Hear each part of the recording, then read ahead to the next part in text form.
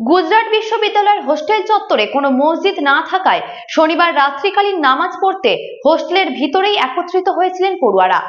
অভিযোগ, সেই সময় সেখানে উপস্থিত হয় উত্তেজিত জনতা। তাদের হাতে ছিল লাঠি, ধারালো ছুরি। তারা হোস্টেলে ভাঙচুর চালায়। হোস্টেলের নিরাপত্তা রক্ষীরা তাদের থামানোর চেষ্টা করেও ব্যর্থ হন।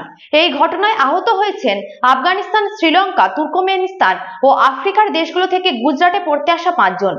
সোশ্যাল মিডিয়ায় শেয়ার করা বেশ কয়েকটি ভিডিওতে দেখা গিয়েছে একদল লোক হোস্টেলে ঢুকে পাথর ছুঁড়ছে এবং বাইক ভাঙচুর করছে।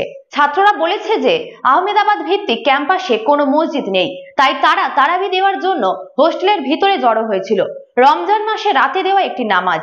এরপরেই লাঠি ও ছুরি নিয়ে সজ্জিত একটি জনতা হোস্টেলে হামলা চালায়, তাদের উপর হামলা করে এবং তাদের কক্ষ ভাঙচুর করে, ছাত্ররা অভিযোগ করেছে।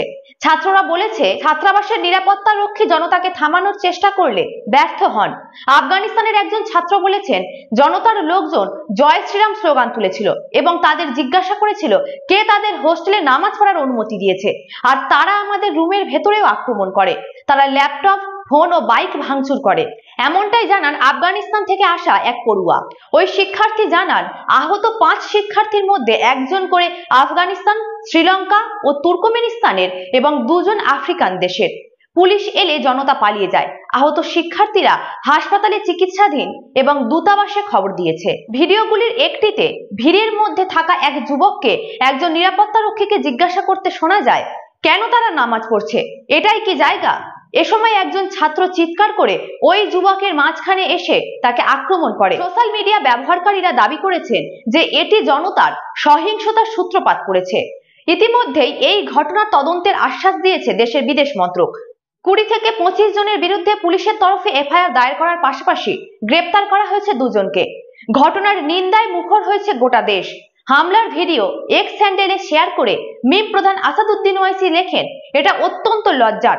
যখন মুসলিমরা শান্তিপূর্ণভাবে তার ধর্ম পালন করে তখনই আপনার ভক্তি ও ধর্মীয় স্লোগান বের হয়। এটা মৌলবাদ ছাড়া আর কি? যেখানে ঘটনা ঘটেছে সেটা প্রধানমন্ত্রী ও স্বরাষ্ট্রমন্ত্রীর নিজের রাজ্য, তারা কি এ বিষয়ে কোনো বার্তা দেবেন না?